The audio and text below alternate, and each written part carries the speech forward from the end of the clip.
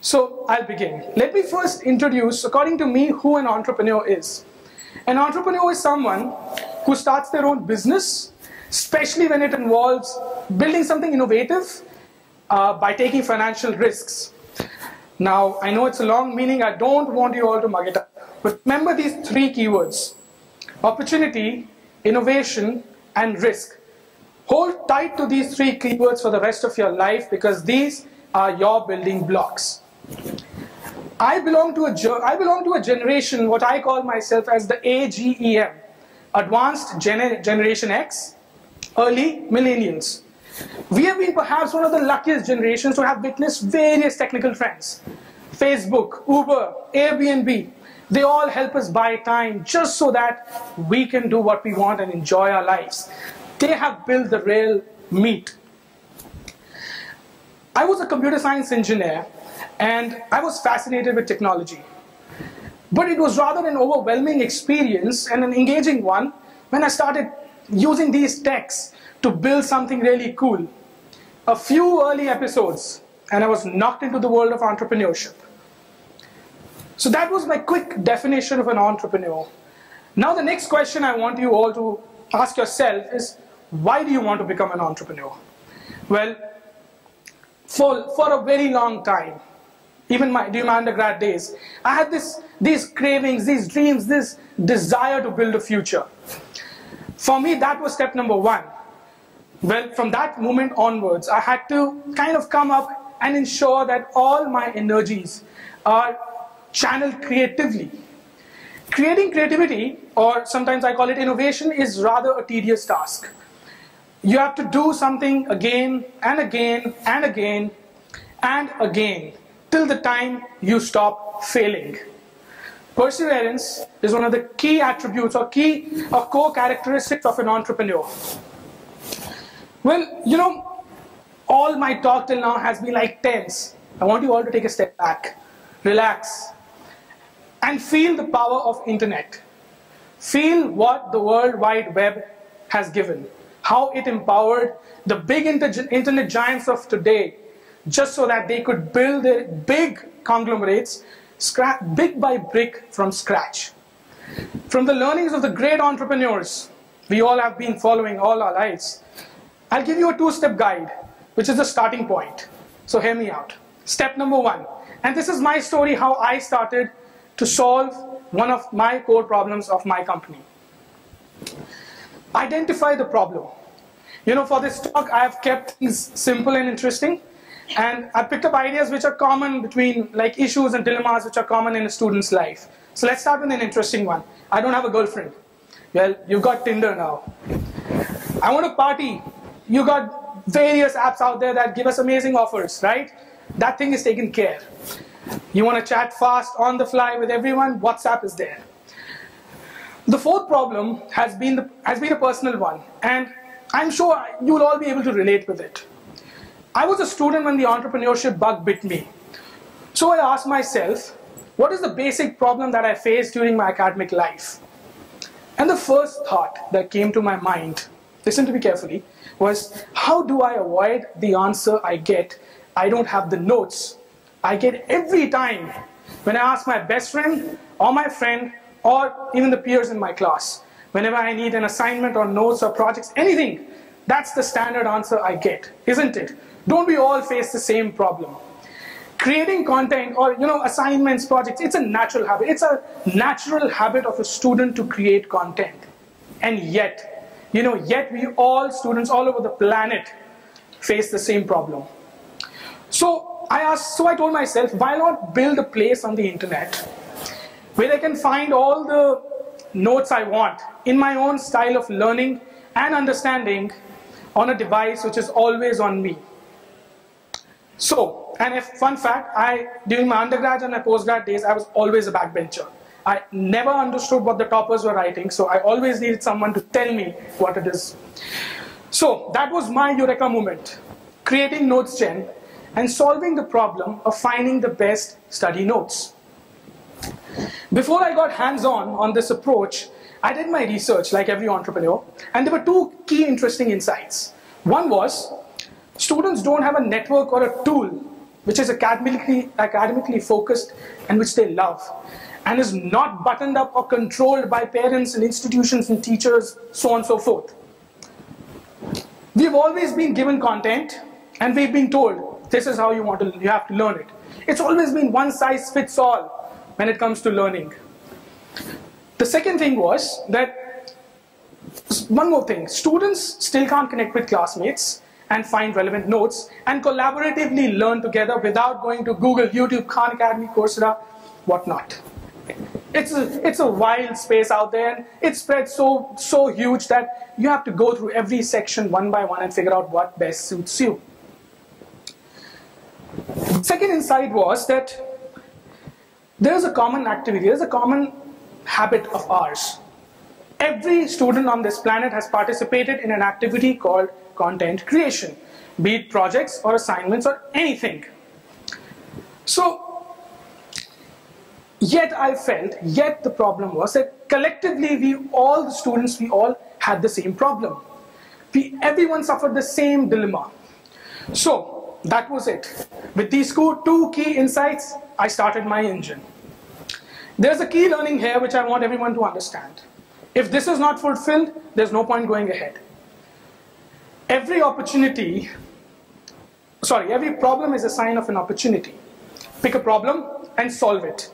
Don't create a product and then support it or back it up with a problem. That's never going to happen. So, now when I've told you how to identify a problem, and I know it's a quick one, let's get on to the next question. How do I engineer my idea? Well, before I wrote my first line of code, I knew in my heart that building or solving this notes problem is a global phenomenon. I need to build a global company. But the challenge was, how do I get all these users across the globe under one place and solve my problem? I picked up my second key insight of content creation and built the solution.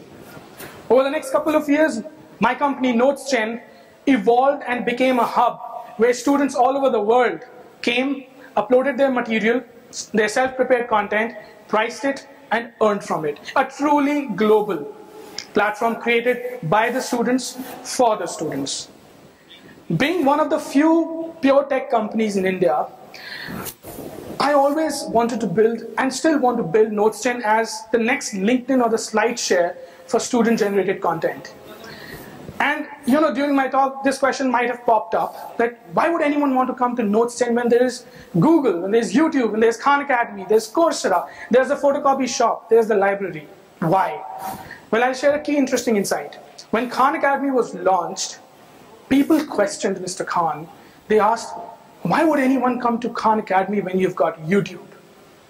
Khan Academy succeeded because it was able to give you content in a highly personalized manner. So same way, TEDxJUET is carving its place in the sun by ensuring that students' content is the king. We ensure that the content that a student has prepared is the epicenter of everything, and we provide every student content in their own style of understanding, as opposed to the chapter-wise or the course-wise notes. I'll give you an example. The famous Einstein's equation E is equal to mc square, everyone knows, right? It's the same whether it's in India or the America or US, or the European nations or Africa or Australia. The key difference is in the style in which it is taught. Anyone can ace any exam on the planet, trust me, if you have the right content. And what better by providing you content which is prepared by the same student who took that exam. And we are doing that. We have empowered our entire student population. We have given the power in the hands of the students themselves. This is your platform. Do whatever you want. Everyone enjoys studying with their friends, right? It makes learning easy. Factors like the place where we are sitting and learning, the surroundings, the language in which we interact, the kinship level, all these are factors that point that peer learning or friend-to-friend learning is one of the easiest or the healthiest learning. You learn fast. And that's how exactly I positioned TEDxJUET. I said TEDxJUET is a platform which is driven by the students. It is your content. It is not mine. It is yours. You have full right of your content, how you want to use it. You want to spread knowledge. Everyone is spreading knowledge. Why should we limit students? You know, the way I believe is that unless you empower your users, they will not feel confident of you. And that's something that I did. I gave a platform to these great students of the world and told them, use it the way you find it fine. And today, I feel overwhelmed and empowered when I see students of Pakistan from thousands and thousands coming to NotesGen and consuming English notes by Delhi University students. I see students from Africa who are coming and consuming maths and science notes from the American and the Australians. And I see students who are coming from the remotest parts of UP and Bihar, consuming IAS notes which are uploaded by the IAS candidates, successful candidates themselves. Imagine the power I have given. Imagine the impact that student has achieved through my platform. Imagine, just imagine for a while, that if a student has the capability of getting content from the great IITs or the MITs or the Carnegie Mellons of the world on a device which is always on him in his own style of learning and understanding, without traveling anywhere, without paying exorbitantly to various institutions or to anyone for that matter. I think if we have been able to achieve this, we have made a lifetime impact on that user. That is the power. I always believed that if you empower someone, he will ensure that his confidence is replicated to everyone around him. I'll drift a bit from my company story, and I'll quickly just share some insights, some interesting things. While I was building NotesGen, and this goes for every person who wants to become an entrepreneur, I created a story. I created a real-time story. Whenever I meet someone, I tell this story to them. It's a real-time story of someone working at my company. Most of you will not like it. Trust me. So here it goes. So this gentleman, he worked 100 hours a week with no overtime pay. Saturdays and Sundays were off, forget about it, no. Vacations, no, not at all. Family weddings, functions, national holidays, Diwali, sorry, I can't give you off on that day. You have to work, even if you are sick. Yes, you have to come to office and work.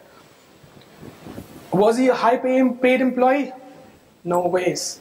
In fact, he was paid the least, or sometimes he was not even paid. And as far as I remember, that feeling, for almost 2 years, he went on without a single paycheck. Now that's an interesting thing, right? Well, that timeline, I'm sure you have guessed, that timeline is me. From a glimmer in my mind of what I wanted to build, to actually making money, took an enormous amount of relentlessness. You have to get up every day, work hard to move things forward. Risk and tenacity have to go hand in hand. You have to love what you are doing. You have to be a part of an industry you truly care about. You have to enjoy your work. Unless you do these things, every small step will be too difficult to handle. Just enjoy, be in the moment. Entrepreneurship is a brand building. You are a brand of a company. Build it. Why do you think I followed this timeline without thinking twice? It was only because of the passion for my vision, for my product, and an irrevocable commitment to my vision. I ensured that the day I took my first step, I will never look back. I decided that yes, one day, today I'm standing on this stage and still have this enormous feeling in myself that one day, this product or my work will be that product that will make an impact on every student's life on this planet. If you go with this vision, it's a long journey, it's a long, tough, and a very Herculean journey. But it is a journey that you love.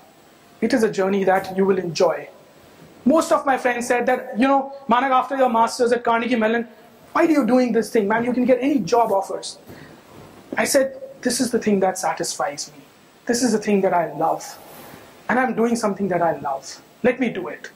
There will be challenges. There will be enormous amount of backwind to me.